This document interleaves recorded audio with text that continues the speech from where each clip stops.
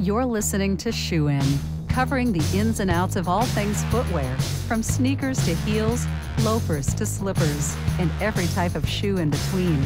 Brought to you by the FDRA, the Footwear Industries Association focused on retail, trade, politics, and fashion, helping create and enhance conversations on all things footwear.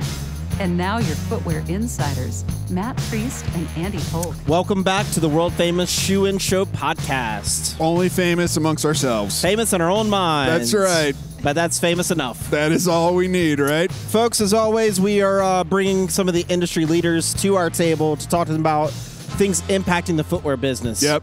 I want to thank Jasmine for all her hard work during Effin' Platform, walking up and down the aisles. Gosh. Yes. Her eyes are probably rolling to the back of her head. She's seen so many products. You know, her feet are probably swollen from having.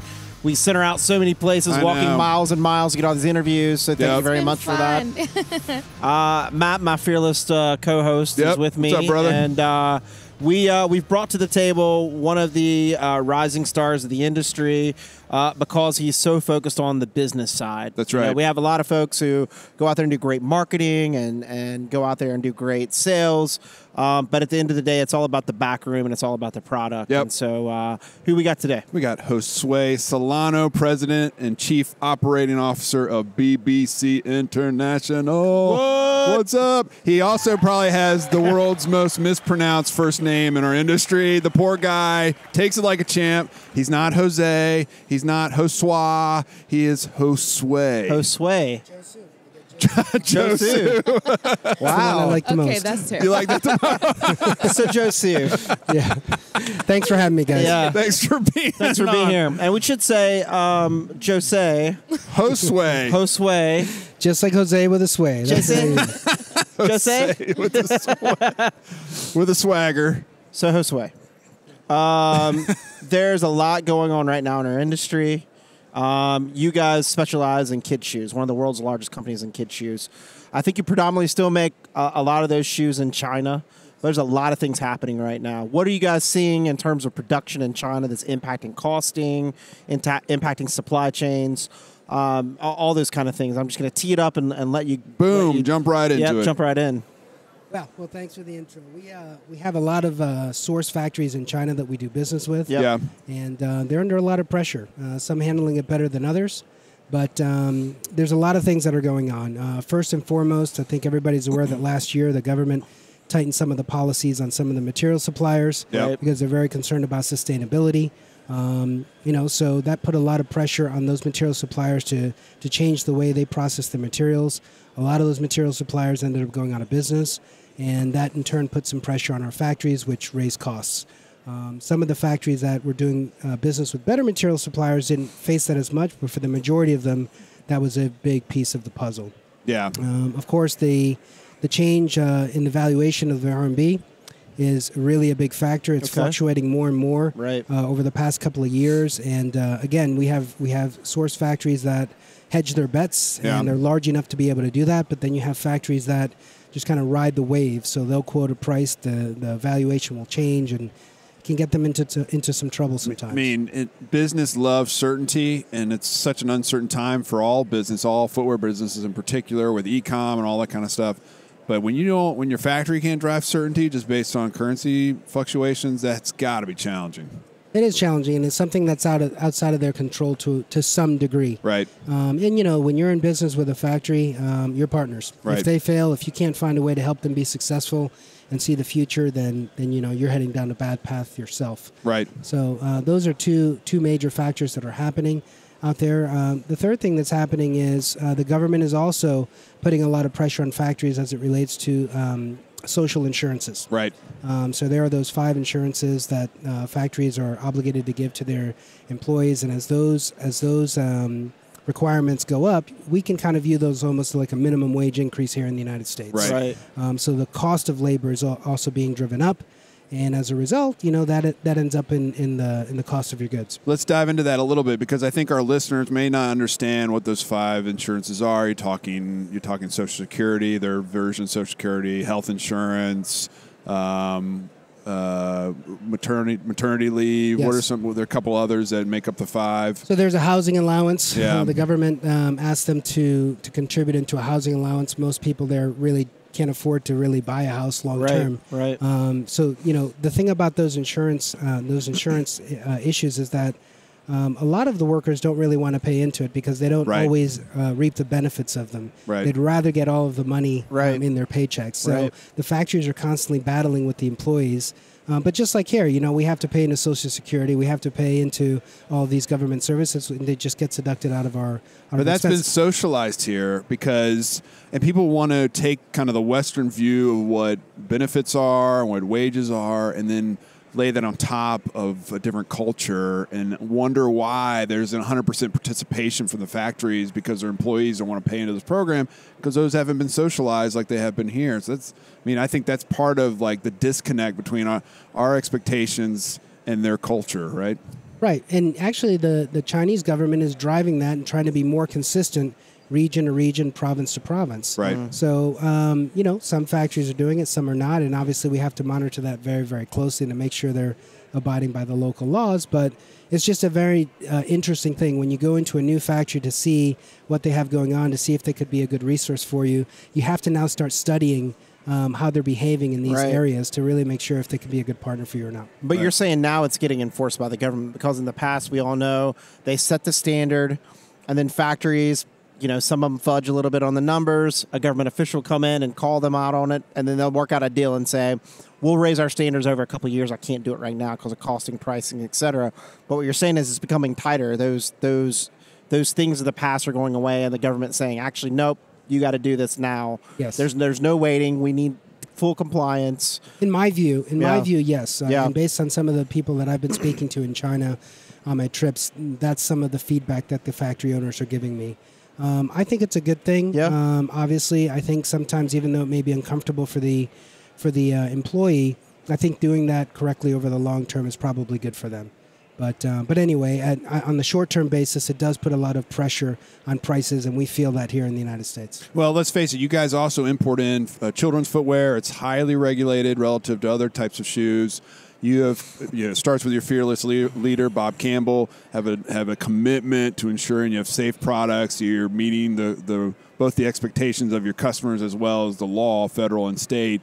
And so, these are all you having to kind of manage that expectation on this end, on the U.S. side, with this changing dynamic on the China side or wherever your factories are located. And there's a lot of conflict right there. And I don't know how you do it, but but you're doing the Lord's work. And I mean, it's tough. It's tough business, Well, we want to make products that are safe for the consumer. Yeah. I mean, that's really the North Star for us. But yeah, testing costs and compliance, that's just another factor that's really driving cost of goods to go up as well. And, the labs are not reducing their testing fees. They're increasing their testing fees. So, we're an international business. So we're shipping not only to the United States, but we're in 120 countries. And every country has a different law, legislation, a different point of view on how aggressive to be about product safety. So when we have a product that's shipping on a global basis, we have to be compliant in all areas for those brands and for those licenses. Yeah. So. Right. And you guys have a whole team to deal with that. I mean, we've been down to your headquarters and met with several of your experts.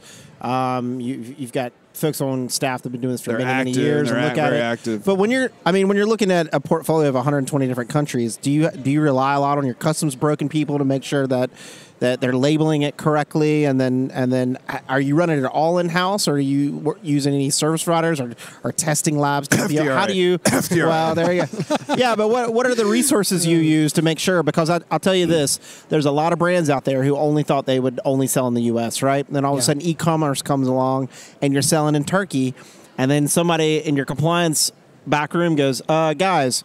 We just sold in Turkey. I'm not sure if we labeled it right, if the testing's right, et cetera. So, how do you look at your program to make sure that it's covered? Actually, it is kind of funny, but the answer is organization like the FDRA. Yep. I mean, when I joined BBC 13 years ago, and in 2008, when all of this stuff started surfacing to the top, I had no idea what was going on. And we've always been a part of the FDRA, and I went out to the conference out in California, and I started learning about duties and labeling laws and then compliance. And we really partnered together back in 2008 along with other distributors and retailers and kind of talked about it, kind of laid the foundation for what was right, what was wrong. And that even extended globally. I mean, even though this is Footwear Distributors and Retailers of America, you guys have a global footprint, and and that helps us. And whenever we're going into a new country, this is our first stop. And then beyond that, it's our lab partners. Right. You know, our lab partners do have a wealth of information globally, and we rely on them to give us information. We've kind of pulled the two together. We speak to our customers in those markets. Right. And it all kind of comes together. Right, right. Let's wind the clocks back. You said you've been at BBC International for 13 years. But where were you before that? What's your shoe story? How did you get involved in this crazy industry that we all love? So I wanted to be a hospital administrator, actually. Really? Yes. Boring. Actually, that's actually pretty exciting. What am I talking about? Beep, beep, beep, beep, beep, beep, beep, beep, beep, beep. Footwear. And I ended up right out of undergrad going to Payless Shoe Source to work because they had an MBA program where they would pay for my MBA, which I needed to be a hospital. Genius. Pack your bags There for you Topeka. go. Here we go. Topeka or bust. And, you know, things were going well there. I worked there for 5 years, and they kind of kept promoting me and moving me to different divisions. I thought, this is kind of interesting. And it was kind of like a hospital, a little bit of an insane asylum there. Oh, okay. I enjoyed it. Anyway, got my master's program and then got an offer to move to sunny Florida, where I could work as a branded footwear buyer And pay no for the state Sports income Authority. tax. Yeah, so I joined the Sports Authority, worked there for 5 years, and when I was at Payless, Bob and Don, the owners of BBC, would come and sell to me as a buyer. Right. When the Sports Authority made its merger up in Denver, I chose to stay in Florida, knocked on their door, and it's been a marriage made in heaven. That's awesome. It's been a great path. So I've been with BBC for the past 13 years. That's and it's awesome. been a great career. That's awesome. Let's talk a little bit about some of the changes you've seen then over the past 13 years. We're talking about the costing issues. Those things ebb and flow, and you know we're in a tight spot right now. But as you said, compliance standards are becoming more strict and should be. What do you see on like the testing side that's really over the last couple of years that kind of raised some red flags of saying, okay, we got to get a little bit better at doing these things? You know, is it Prop 65 that's keeping you up at night? Is it state laws? Is it global laws? Like in your supply chain, as you look at it, what's shifted and changed that where you have to be a little bit better and a little bit more in tune with what's happening? Well, back in 2008 with the CPSA Improvement Act, it was pure chaos. Yeah. Retailers and distributors, we're all trying to figure out kind of, what the lowest common denominator was, what we needed to do just to comply. And frankly, the U.S. government was trying to figure it out too. The law came out, but how they were going to regulate it wasn't established. So that took a good 4 to 5 years until that really stabilized. Right. And then the Prop 65 stuff out in California started propping up. No pun intended. And Nice work. and then that became the focus. And it's just kind of, I think over the past few years, it's actually settled. Yeah. For the most part, from a chemical compliance perspective in the United States, it's been relatively stable. The most recent things that have happened is some of the new legislation at the state level. So now we have the federal government, and then we had California pop in, and now we have other states coming in with Washington, Vermont, Oregon. So now they have these reporting websites and they're asking public companies to report in, and that's kind of been a bit of the disruptor over the past 2 to 3 years, but that's starting to stabilize now. Yeah. I think that in my tenure at BBC, the biggest change that I've seen has really happened with the consumer and the way that they shop and the way that we service the consumer. That's really been the most interesting wave that we've been riding. Right. 13 years ago, everything was first cost, private label. Then it shifted over the past 6 years to who has the best brands, what are the A, B, and C brands. Right. And now it's shifting more and more to online. Everybody's talking about how the consumer's shopping. And that's affecting the retailers because now the retailers have to have more breadth. So they're not going narrow and deep anymore. They want to show more colors because they're competing with the .com revolution. So that's why I love this industry. Yeah. That's why I'm excited to be here because whether it's compliance, whether it's pricing, sourcing, chasing this crazy consumer, it's a lot of fun. That is a lot of fun. How are you guys working with your retail partners to identify those sea changes happening at the consumer level and then working as a partnership to make sure that you're capitalizing on those things? Is it getting the feedback on the development and design of new types and what they need? I mean, how are you guys kind of navigating those waters with your partners? The past 2 years, the retailers have just been trying to figure it out. Right. Yeah. They're kind of fighting this movement to .com. because they've got all of these fixed expenses at the retail level. They still got to turn on the light, to pay the light bill. They still have to open the doors. They have to pay the associates. So they've been trying to figure out, how to properly account for traffic that their brick and mortar or the volume or revenue that's being driven online affects their brick and mortar. Right. And at the end of the day, I think everybody just threw their hands up in the air and said, let's stop worrying about it and let's just do it, because that's where the consumer's shopping. Right. Zappos has changed our entire industry. Amazon has changed our entire industry. It hasn't really been difficult. As they've started to figure it out, as we've helped them figure it out, we as a company have just made sure to stay flexible enough that if their new model is dropship, that we have a warehouse where we can fulfill them on a dropship basis. Right. So it's our job as a provider to be flexible so that we can give our retailers and our retail partners whatever they need. And it's the companies that do that best that are going to really win. Yeah, and that's got to start with Bob, right? He sets the tone. He is an unbelievable leader. We've had him on this program before. Yes. He's I said at the time there's a Mount Rushmore of footwear icons. He would be right up there, right? Yes. So, to me, talk to me about working for him, the inspiration that he is, and how he empowers you to adapt to these changes you just articulated. Well, Bob's the reason I came to the company. I worked first 10 years of my career in corporate America, and I felt like a role player. Did Right. a good job, but I was a piece of the larger puzzle. Right. And I really wanted to come to a company like BBC that's really entrepreneurial in spirit. Right. And, Bob is always focused on the customer first. And that's the one thing that he's taught me. Yeah. And so, I sit right next to him. He's absolutely an inspiration.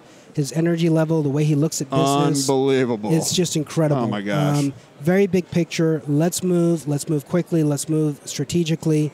I mean, I couldn't have a better mentor in Bob Campbell. Yeah, that's awesome. That's awesome. Yeah, we all feel that way, right? And I don't interact with him nearly as much as you do. So it's he's always been an inspiration for us. So what's the future for BBC as you look forward? As you think about the strategy that Bob's laid out there and this changing consumer and all that kind of stuff. What's the future for you guys and what's in store?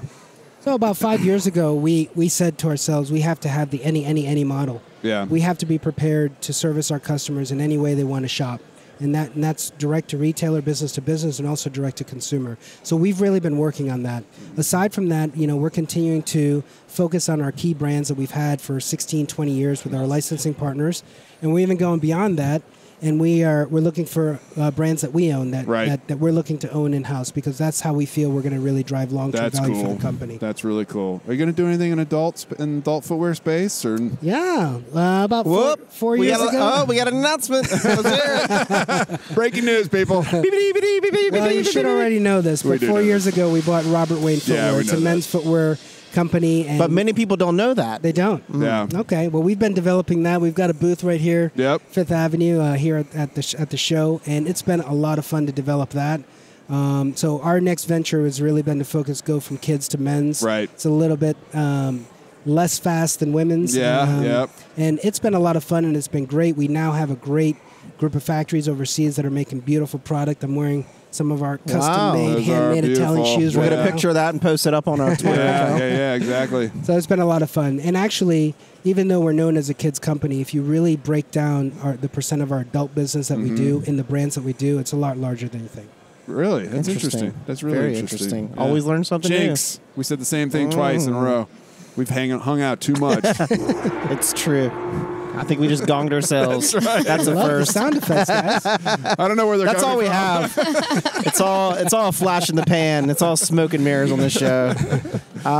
So what else are you seeing in the industry in terms of, one thing when you first started talking about the material suppliers consolidation and people going out of business, I personally think it's a great thing. If you're not a legit material supplier supplying compliant materials, quality materials, you shouldn't be in the business to begin with, because it's hard enough as it is to put it together, a finished product with the right materials. But what are you seeing in terms of innovation, in terms of materials that are out there? I mean, certainly the consumer is wanting things faster, quicker at their door in 2 days, but they also want different colorways and different patterns and all that.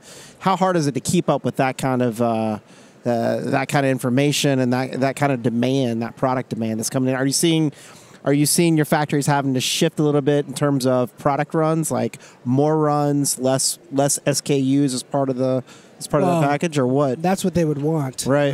But unfortunately, with everything happening with fast fashion, it's actually going the other way. Okay. Which is, again, putting more pressure on the factories. Buyers are buying less volume, more styles. That's style, what they want. Right. They want us as vendors to take a position on inventory. They want to come in and have, a buffet of products that they can choose from. They want to test. They want you to carry the inventory, and then they want to be able to splash the colors in their stores. That's really what they want. So that's the depth and breadth you talked about, yes, right? all of that is counterintuitive to a factory who makes money when he has long production lines. Exactly.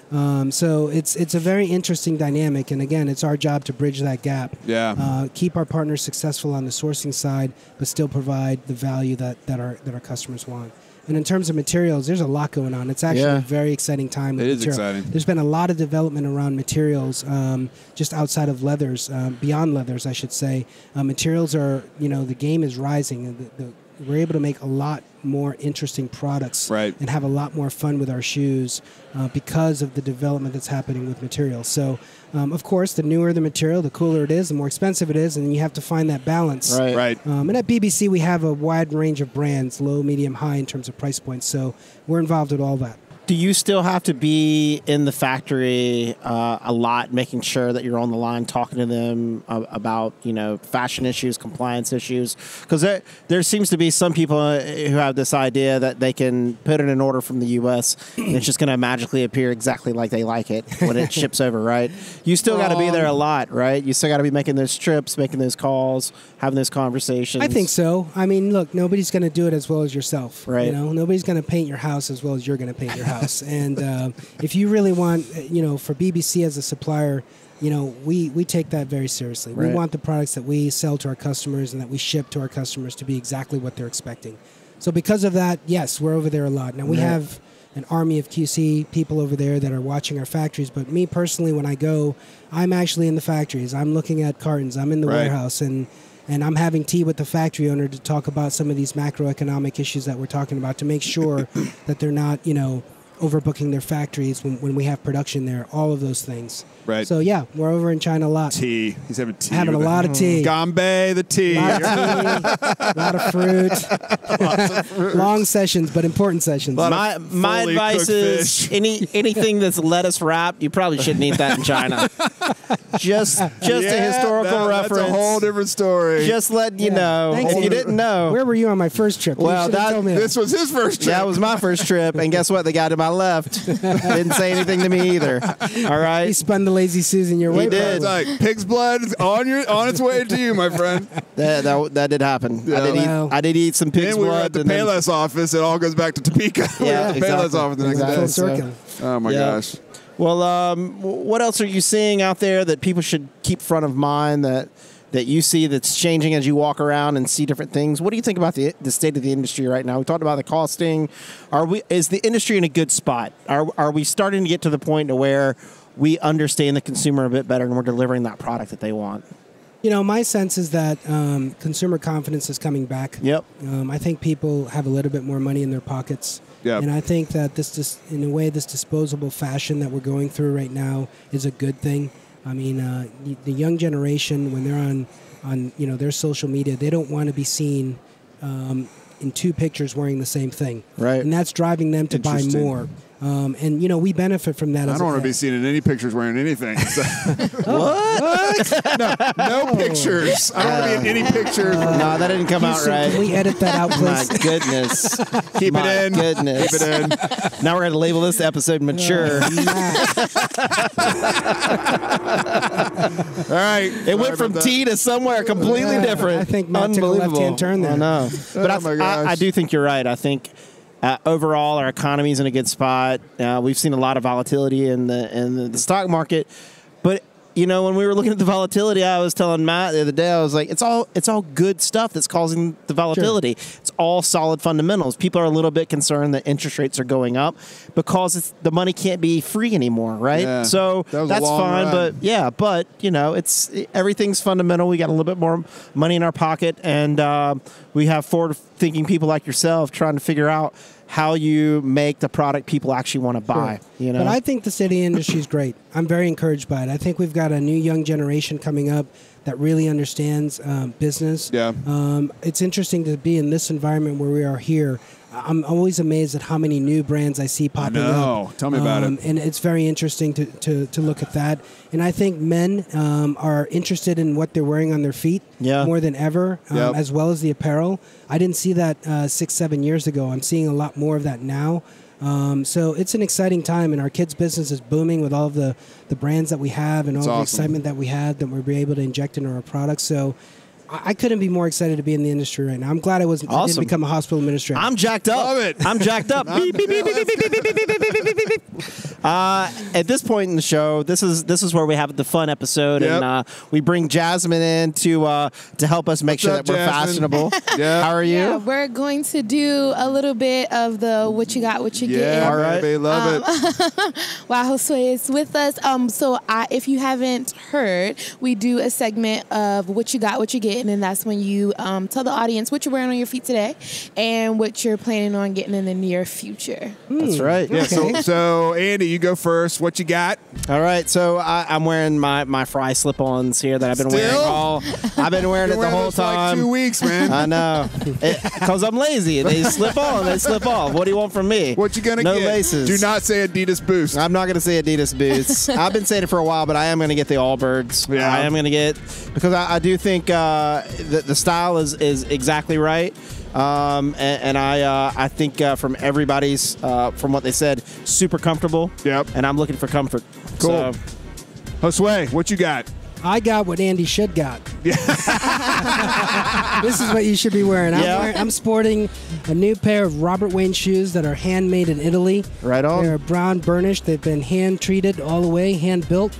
They're leather lined. They're super comfortable. Are you a salesperson or you do operations? I'm just telling you what I'm wearing. And that's what I'm wearing. Even the soles of them are super, super clean, Absolutely. super nice. I love them. Now, beautiful. don't say you're going to get a second pair when we say what you getting, all right? get? So, I'm going to stick on this line. This brand's amazing. I'd like to invite you guys to come down and. He's got nowhere else to go. He can't say he's going to get some wheelies or some good shoes, right? That's right. That's right. Jasmine, what you got? So I'm still rocking my Wild Diva heels, and I think Drake has a new collaboration with Nike, a pair of retro 8s. And they come in a white and gold pair and a black and gold pair. And I really like those because I am a person who doesn't like to be caught in the picture with the same thing twice. There you go. Oh, there you go. here's my advice, Jasmine. Wear different shoes, right? You can wear the white and the black and the gold and the other color. That way you're never caught. And then you can switch it the next day. Yeah, so I'm just going by both. Don't take any fashion advice from Andy. You look good. I thought we were friends. See, Josue, no way. Josue, no way. Oh my god. I'm going to dress you up in a pair of shoes. Come on down to our booth, buddy. I'll do that for Look sure. at that. Andy, I look great in what you have on. Yep. What about you, Matt? I'm What you got? shoeless because Josue is going to hook me up. That's what I'm getting. That's what I'm getting. I'm wearing socks. I'm getting Robert Wayne's handmade in Italy. All right. Wonderful. Well, folks, as always, thank you so much for listening to the Shoe and Show episode. We really want to thank Josue for coming on today Thanks from for having BBC me, guys. International. That was awesome. To really go through some very important things that are happening in terms of attention, costing. people. Pay attention. I mean, especially when you're trying to hit that correct price point at retail to hit those, to hit the people, you got to get it right from the start. Yep. It just doesn't magically happen. You got to put the work in. Josue's not a magical shoe fairy. And we thank Josue for his involvement with the FDA board. Yes. He's also our product safety committee chairman, who's helping drive a lot of change in the industry wide. Getting people together, collaborating. That's what FDA is all about: is bringing all the brands together, sitting around the table, saying we all have a common challenge. Let's find out a way to collectively solve that challenge. So thanks for that. Folks, as always, we're on Twitter. We're on Facebook. It's Shoe and Show. You can go to our website, shoeandshow.com, and find the list of all the great guests that we've had. If you are downloading this podcast off iTunes, definitely please rate us. Rate us. So we can go up in the ratings. 5-star. That's right. And if I'll put it this way. If you put Robert Wayne in your rating, we'll send you a shoes.com gift card. oh, my goodness. Boom. Love it. Yep. Thank you. Wow. I didn't see that coming. And you have to buy Robert Wayne shoes. Yes. Required. Many. Required. And as always, if you have a topic you want us to discuss, if you're having a challenge and you want to have a guest come on and talk about it, if you yourself want to be interviewed and grilled mercilessly on our show, we will have you on and we will make that happen. But anyway, until next time, for Matt, for Jasmine, for Josue, Thank you. this is Andy Polk, and Shoe In is out. Shoe In has been brought to you by the FDRA, the Footwear Industries Association focused on retail, trade, politics, and fashion, helping create and enhance conversations on all things footwear. For information about FDRA, visit fdra.org.